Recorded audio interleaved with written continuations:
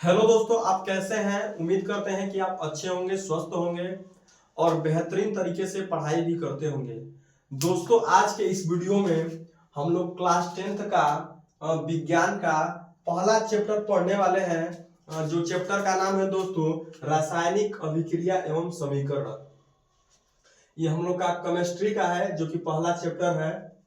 और पहला चैप्टर में जो हमको पढ़ना है, पहला पढ़ना है रासायनिक अभिक्रिया किसे कहते हैं। यही हम लोग का पहला टॉपिक है।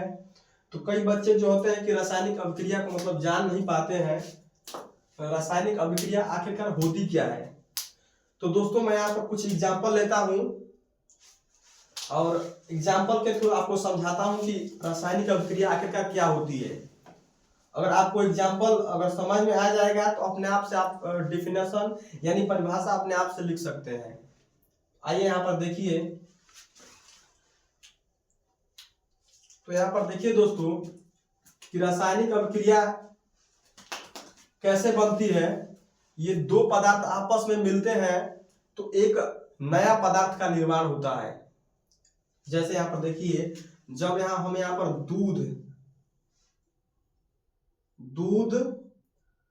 दूध में अगर हम नींबू डालते हैं दोस्तों, दूध में अगर हम नींबू डालते हैं तो हमको एक पदार्थ का निर्माण होता है। तो हमको एक नया पदार्थ मिलेगा। क्या मिलेगा? तो हम यहाँ पर देखते हैं कि दही बन जाता है। दूध में अगर हम नींबू डालते हैं तो एक पदार्थ बनता है, ठीक है, जिस पदार्थ का क्या नाम है? दही। समझ रहे हैं ना दोस्तों। तो रासायनिक अभिक्रिया यही कहता है कि जब हम किसी दो पदार्थों को आपस में मिलाते हैं तो एक नया पदार्थ बनता है। यहाँ पर बता दे दोस्तों, अगर तुम चाहोगे यहाँ पर कि दही से फिर से हम दूध और नींबू बना सकें, तो ऐसा पॉसिबल नहीं है, ऐसा नहीं हो सकता है। ठीक है, इसी को हम लोग क्या कहते हैं? रासायनिक अभिक्रिया कहते हैं। कि हम दो पदार्थों को आपस में जोड़े या मिलाए, उससे एक नया पदार्थ बनता है, उसी को बोला जाता है रासायनिक अभिक्रिया। इसका परिभाषा आप लोग कैसे लिखेंगे? देखिए यहाँ पर एक ये पदार्थ हो गया, एक ये पदार्थ हो गया, दो पदार्थ हो गया ना। तो लिखेंगे कि जब दो या दो से अधिक पदार्थ आपस में मिलकर एक नए पदार्थ का क्या करते हैं? एक नए पदार्थ का निर्माण करते हैं। एक नए पदार्थ का निर्माण करते हैं, उसी को बोला जाता है रासायनिक अभिक्रिया। यहाँ पर दो पदार्थ है ना, दो से अधिक भी पदार्थ हो सकते हैं। जैसे मान लीजिए यहाँ पर ले लीजिए जल, फिर इसमें हम नमक डालते हैं, फिर इसमें हम चीनी डालते हैं। दोस्तों, जब इसको आपस में मिलाओगे एक नया प्रोडक्ट यानी पदार्थ बनेगा। क्या बनेगा? शरबत।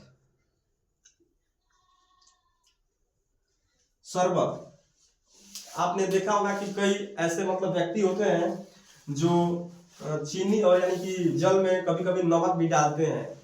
उनको नमक वाला शरबत अच्छा लगता है, किसी को नमक वाला शरबत अच्छा नहीं लगता है। तो दोस्तों यहाँ पर देखिए, जल, नमक, चीनी, इन तीनों को मिलाने पर एक नया प्रोडक्ट बनता है। क्या बनता है? शरबत। एक पदार्थ बनता है, नया पदार्थ। अगर तुम चाहोगे कि शरबत से चीनी को अलग कर दें, फिर नमक को अलग कर दें, फिर जल को अलग कर दें, ऐसा पॉसिबल नहीं है। ठीक है, अगर एक बार ये मिल गया तो पुनः अपनी अवस्था में ये नहीं आ पाएगा। इसी को बोला जाता है रासायनिक अभिक्रिया। यानी कि दो प्रोडक्ट यानी दो पदार्थ को मिलाता है या दो से अधिक पदार्थों को आपस में मिलाता है, और जब एक नए पदार्थ का निर्माण करता है तो उसी को बोला जाता है रासायनिक अभिक्रिया। उम्मीद करते हैं दोस्तों कि आपको समझ में आ गया होगा। तो हम यहाँ पर कैसे परिभाषा लिखेंगे, आइए देख लेते हैं। इसको रफ कर देते हैं।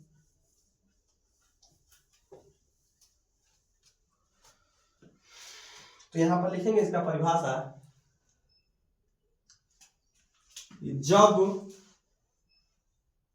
जब दो जब दो या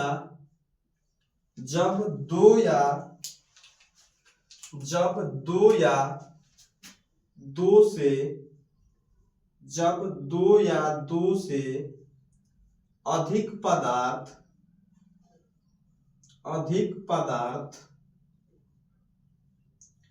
जब दो या दो से अधिक पदार्थ आपस में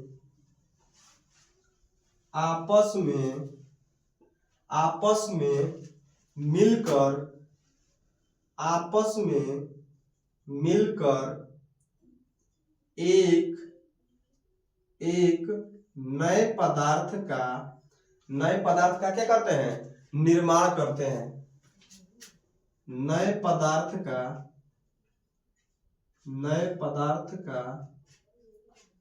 निर्माण करते हैं। एक नए पदार्थ का निर्माण करते हैं, उसे रासायनिक अभिक्रिया कहते हैं। उसे रासायनिक अभिक्रिया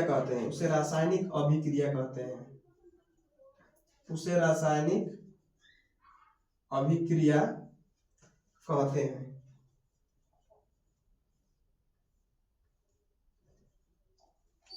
ये हम लोग का क्या है, तो परिभाषा है। परिभाषा कैसे आया है यहाँ पर देख लीजिए। जैसे मैंने एग्जांपल लिया था ना कि दूध प्लस नींबू। दूध में अगर हम नींबू डालते हैं तो दही बनता है।